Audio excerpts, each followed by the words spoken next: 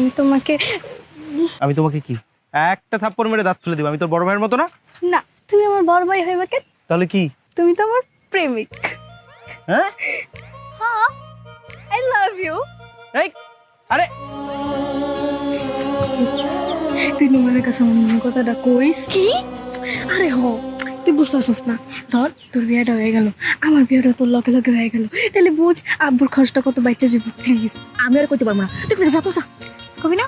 আর আমি আব্বুর এখন গিয়ে কই যে তুই তো বড় দাঁড়া। কি একটা অবস্থা! আব্বু প্লিজ প্লিজ। ঠিক আছে, তোর কথা আমি রাখতে পারি, কিন্তু আমার একটা শর্ত আছে। শর্তটা হইল, যতক্ষণ আমি নোমানের কথা কমো ঠিক ততক্ষণ পিছনে ফিরে থাকবো, একদম কিন্তু ওর পাশে তাকাবি। আচ্ছা আচ্ছা, তুই আমার সিগন্যাল দিস। ঠিক আছে, পিছনে টাকা।